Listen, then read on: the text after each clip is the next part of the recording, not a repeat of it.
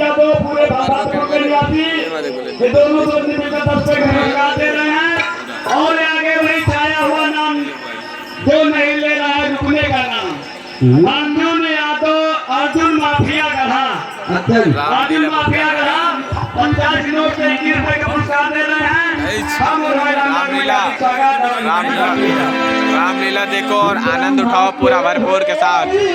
बाबा का वारमल अमेठी में राम का हो रहा है।